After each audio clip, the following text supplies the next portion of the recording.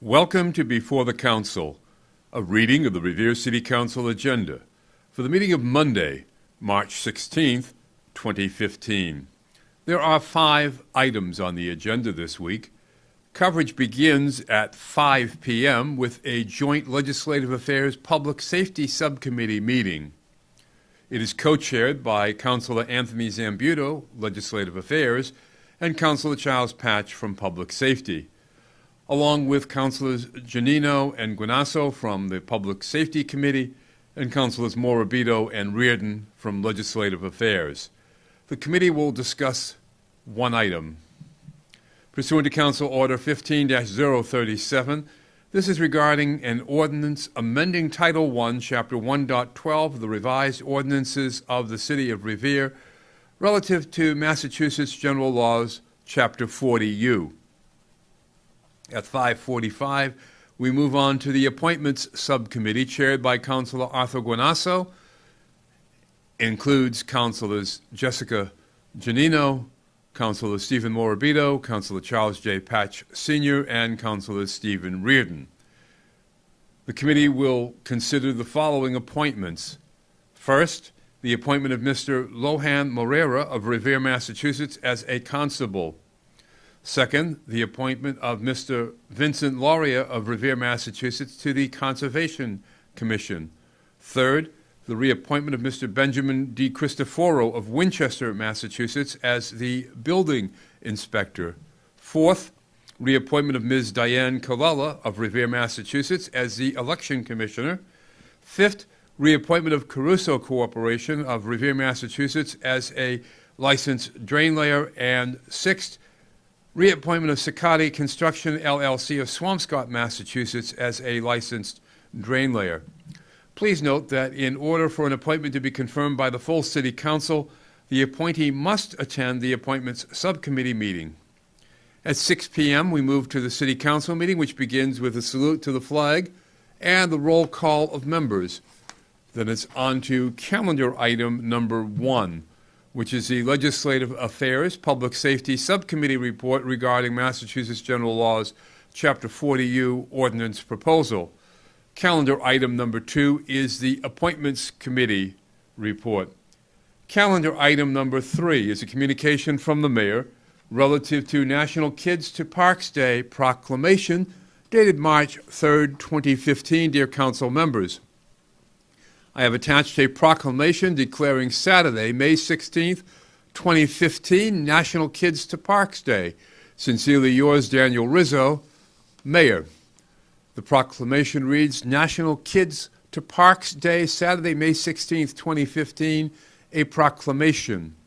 Whereas May 16th, 2015 is the 5th National Kids to Parks Day organized and launched by the National Park Trust, and whereas National Kids to Parks Day empowers kids and encourages families to get outdoors and visit America's parks, and whereas it is important to introduce a new generation to our nation's parks because of the decline in park attendance over the last decades, and whereas we should encourage children to lead a more active lifestyle to combat the issues of childhood obesity, diabetes mellitus, hypertension, and hypocholesterolemia, and whereas National Kids to Parks Day is open to all children and adults across the country to encourage a large and diverse group of participants, and whereas National Kids to Parks Day will broaden children's appreciation for nature and the outdoors, now therefore I, Mayor Daniel Rizzo, Mayor of the City of Revere, do hereby proclaim National Kids to Parks Day.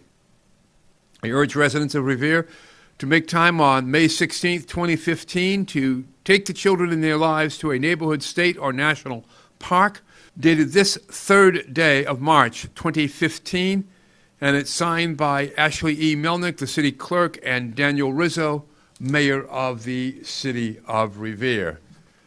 Calendar item number 4. This is a communication from Ms. Hope Presen regarding snow removal and parking on Florence Avenue, dated March 10th, 2015. A few of my neighbors and myself would like to go before the City Council to discuss issues we are experiencing on Florence Avenue. The parking up on the street is horrible to start with, and the snow and people parking here and leaving cars to go to the train station is way out of hand.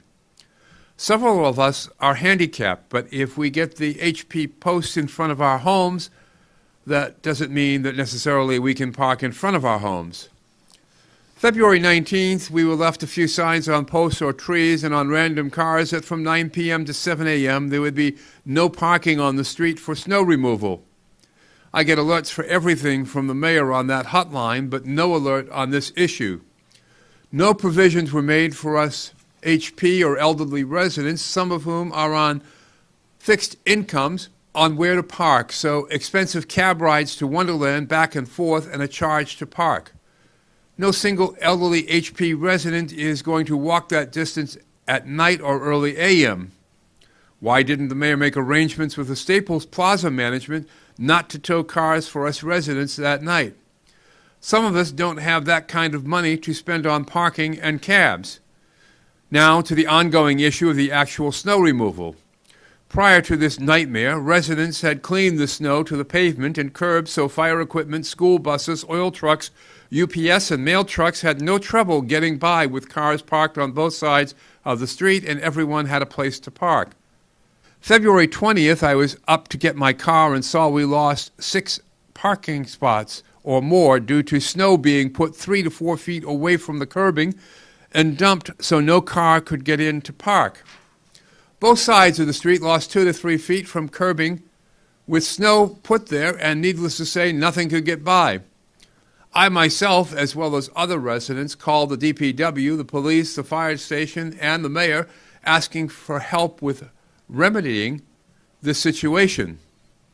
No one came out except for a police sergeant who just gave out a ticket, which of course didn't help the situation, just infuriated us more.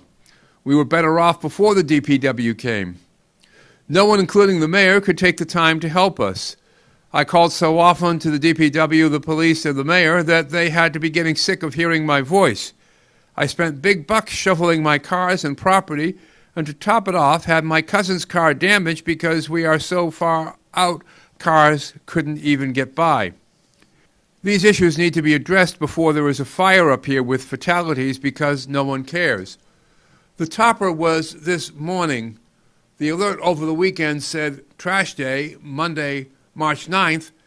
In our area, they would be taking away left-out snow space savers.